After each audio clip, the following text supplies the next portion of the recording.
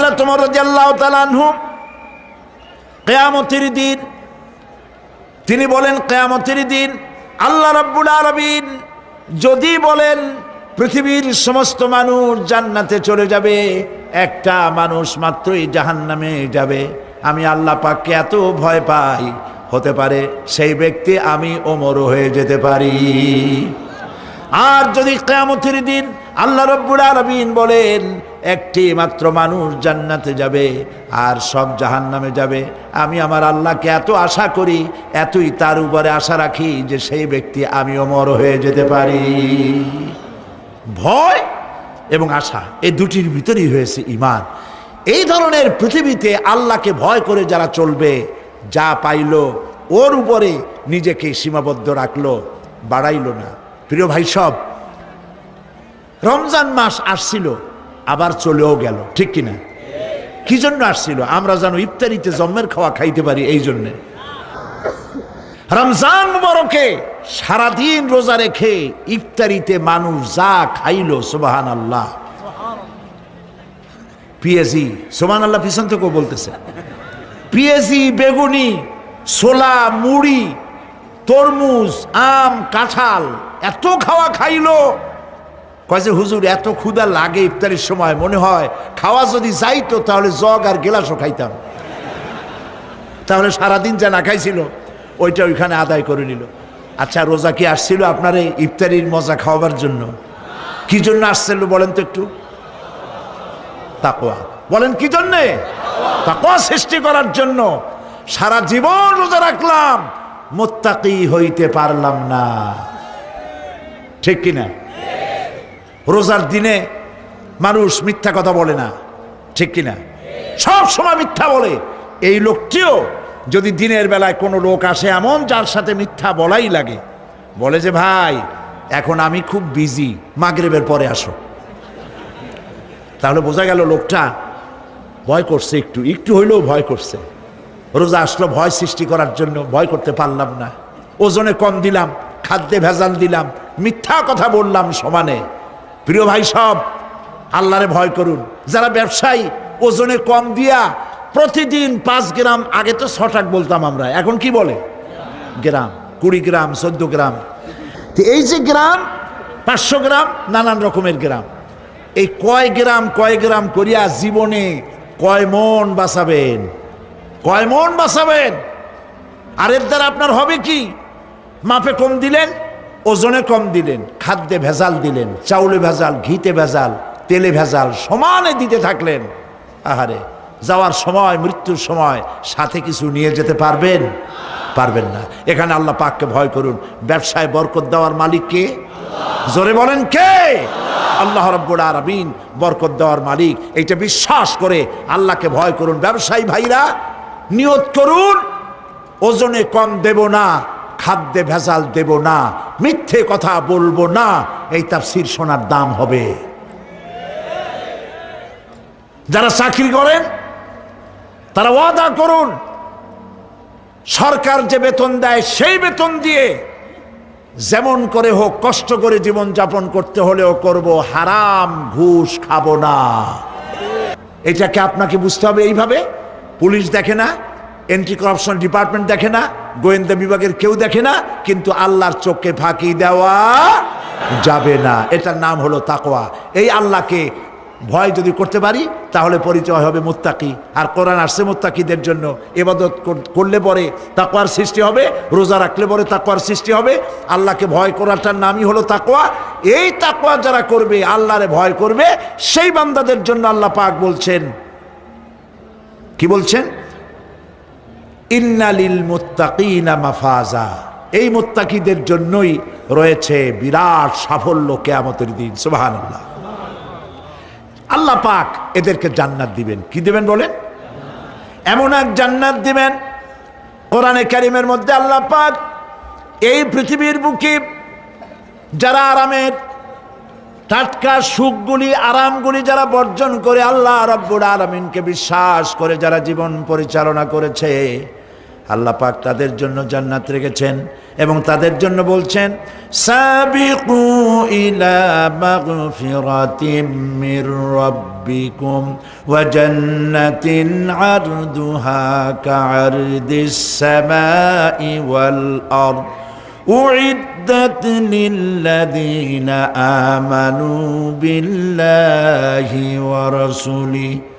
আল্লাহ পাক বলেন প্রতিযোগিতা করো আল্লাহর মাগফিরাত কামনার জন্য আর জান্নাতে যাওয়ার জন্য প্রতিযোগিতা করো, আল্লাহর রহমত পাওয়ার জন্য সৎ কাজের প্রতিযোগিতা করো, তাহলে আল্লাহ রাব্বুল আলামিন তোমাদেরকে ক্ষমা করবেন আর তোমাদের জন্য এমন জান্নাত দিবেন যেই জান্নাত আকাশের বিশালতার জমিনের বিশালতার মতো। এই বিরাট জান্নাত তোমাদেরকে দিবেন। এই জান্নাত চিরস্থায়ী সুখ এবং শান্তির জায়গা হবে। আল্লাহ পাক বলছেন জান্নাত আল্লাহ পাক ওয়াদা করেছেন মুত্তাকিদের জন্য আল্লাহ পাক জান্নাত দিবেন, যে জান্নাতের ভেতরে রয়েছে মধুর প্রস্রবণ, রয়েছে দুধের প্রস্রবণ, রয়েছে সেখানে স্বচ্ছ পানীয় পানির প্রস্রবণ রয়েছে। এই সুন্দর জান্নাত ঝর্ণা ধারা আল্লাহ পাক সৃষ্টি করেছেন, বাগ বাগিচা দিয়ে ভরে রেখেছেন জান্নাত।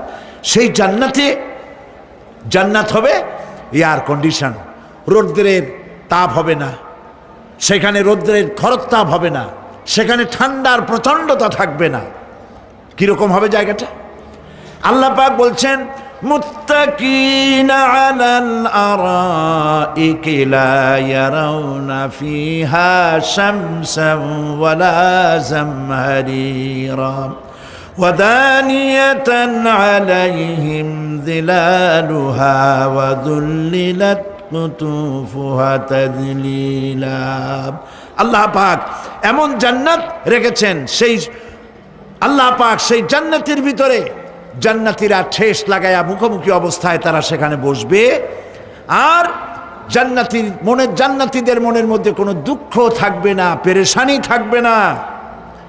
পৃথিবীতে মানুষের দুঃখ থাকে, পেরেশানি থাকে, সেখানে কোনো দুঃখ আর পেরেশানি থাকবে না।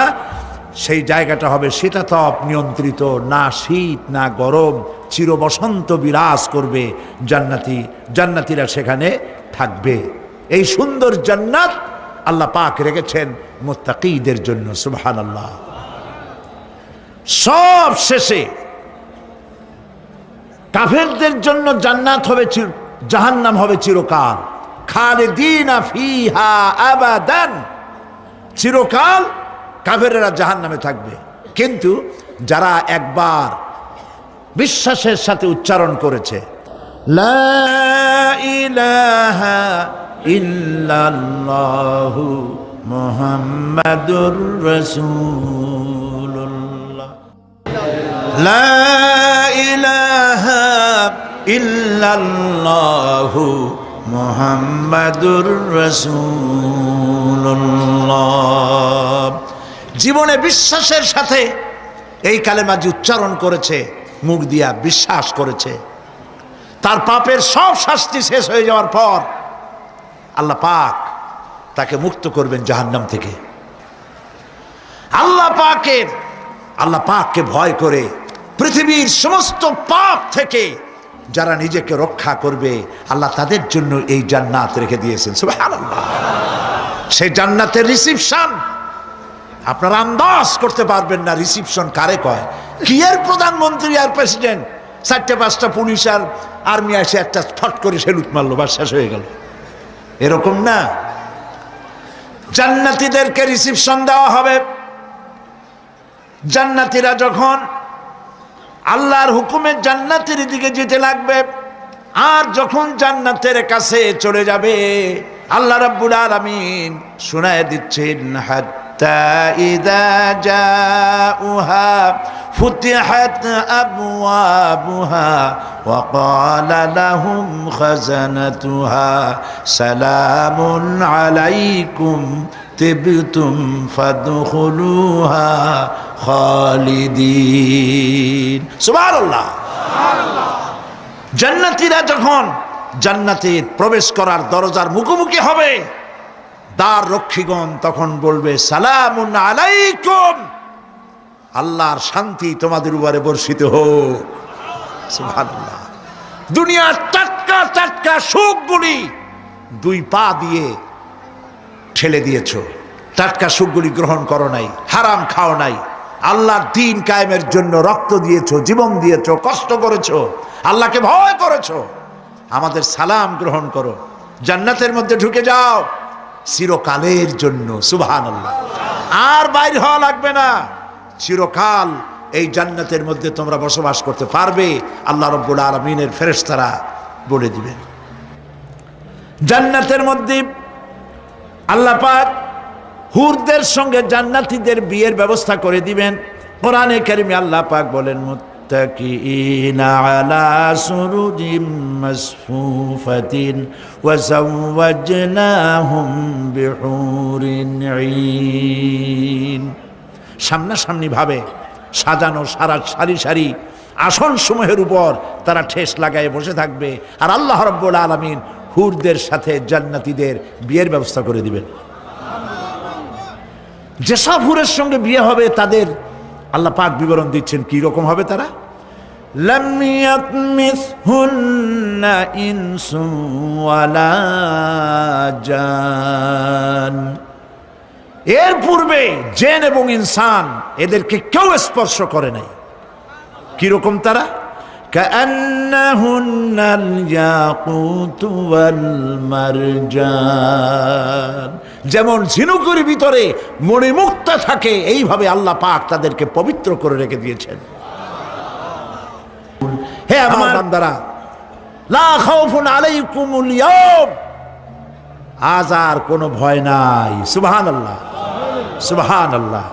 আজ আর কোনো ভয় নাই, কোনো চিন্তাও নাই, আরামে এই জান্নাতের মধ্যে বসবাস করো। এরপরে আল্লাহ পাক জিজ্ঞেস করবেন, ও আমার জান্নাতীরা, আমি যেসব ওয়াদা করছিলাম আমার ওয়াদা মোতাবেক সমস্ত নিয়ামত পেয়েছো? তারা বলবে, হ্যাঁ পেয়েছি, সব নিয়ামত আপনার ওয়াদা মোতাবেক সব পেয়েছি। আল্লাহ রাব্বুল আলামিন বলবেন, সব পাও নাই, ওয়ালাদাইনা মাজিদ, আমার কাছে আরো বেশি আছে। সুবহানাল্লাহ, আমার কাছে আরো বেশি আছে। জান্নাতীরা ভাবতেও পারবে না সেই নিয়ামতগুলি কি। প্রিয় ভাই সব, সেই মুহূর্তে আল্লাহর নবী মুহাম্মদুর রাসূলুল্লাহ সাল্লাল্লাহু আলাইহি ওয়াসাল্লাম বলবেন, রব্বুল আলামিন, আমার উম্মতেরা জান্নাতীরা বুঝতে পারে নাই আপনার কাছে কি নিয়ামত আরো বেশি আছে। আমার এই উম্মতেরা জান্নাতীরা আপনার ওয়াদা মোতাবেক সব পেয়েছে, কিন্তু একটি জিনিস এখনো তাদের কিসমতে হয় নাই। সেই জিনিসটা হলো, যারা তার রবকে না দেখে শুধু কোরআন আর হাদিসের কথা শুনে আরবের ঘুম হারাম করে তাহাজ্জুদের নামাজ আদায় করেছিল, চোখের পানি ফেলেছিল, যারা জান্নাত দেখে নাই, জাহান্নাম দেখে নাই, আপনাকে ভয় করে যারা জীবন পরিচালনা করেছিল, যারা আপনাকে দেখে নাই, না দেখে শুধু কোরআন হাদিস বিশ্বাস করে যারা অকাতরে নিজেদের জীবন বিলায় দিয়েছিল, এই জান্নাতীরা এখন পর্যন্ত তার রবকে দেখতে পারে নাই। আল্লাহ রাব্বুল আলামিন তার সামনে থেকে ৭০,০০০ পর্দা সরে যাবে। আল্লাহ পাক বান্দাদের আরজি পুরা করার জন্য জান্নাতীদের সামনে তিনি জালোয়া ফরজ হবে। কোরআন শরীফের ভিতরে আল্লাহ পাক বলেন, জান্নাতীরা তারা আল্লাহর দিকে, জান্নাতীরা তার রবের দিকে তাকিয়ে থাকবে, আর রব তার বান্দাদের দিকে তাকায়া থাকবে। প্রাণ ভরে জান্নাতীরা রবকে দেখবে। সুবহানাল্লাহ, আল্লাহ পাককে দেখবে। প্রাণ খুলে আজ দোয়া করি, রব্বুল আলামিন, জান্নাতের যেই পরিবেশে, যেই জায়গায় তুমি দয়া করে তোমার গোলামদেরকে তুমি নিজেই দর্শন দিবে, দেখা দিবে।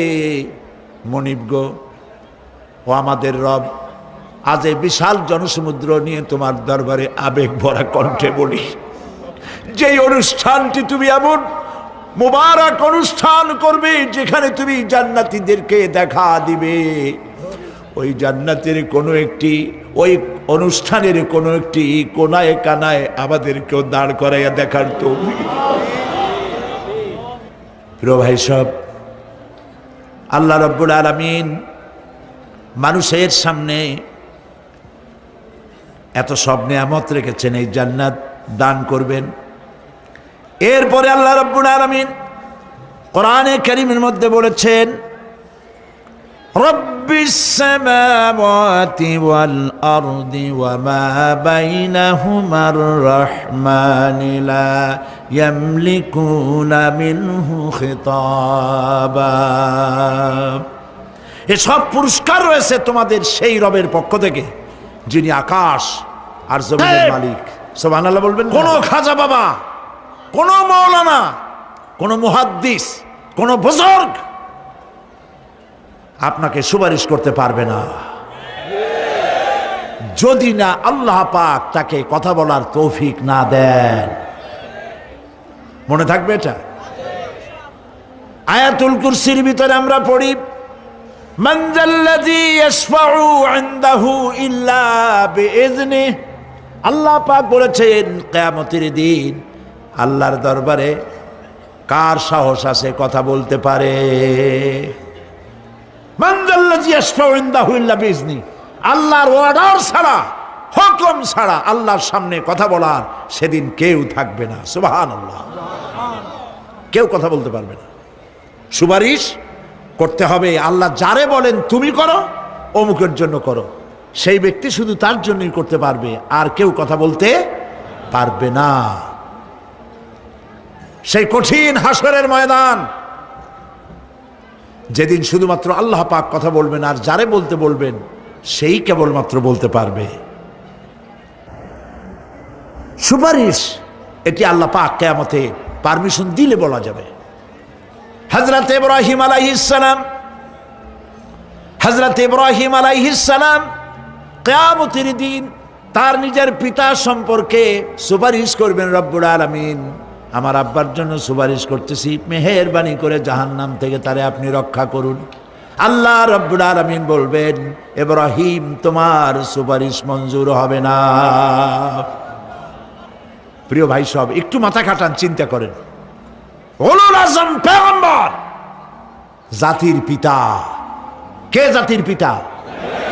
চিল্লায় বলুন, কলিজা সাফ করে ফেলুন। মুসলমানদের জাতির পিতা হাফিজ হাবি কেউ হতে পারে না।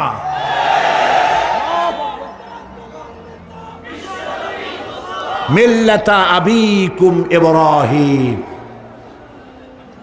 ইব্রাহিম আলাইহিস সালাম এই মিল্লাতের পিতা। সুবহানাল্লাহ। হযরত ইব্রাহিম আলাইহিস সালাম কিয়ামতের দিন বলবেন, আল্লাহ আমার আব্বার জন্য সুপারিশ করছি। আল্লাহ পাক বলবেন মঞ্জুর হবে না। আজর তোমার পিতা হতে পারে, কিন্তু আমার খলিলকে আগুনে ফেলার জন্য নমরুদকে সে সহযোগিতা করেছে, আমি তোমার পিতাকে ক্ষমা করব না।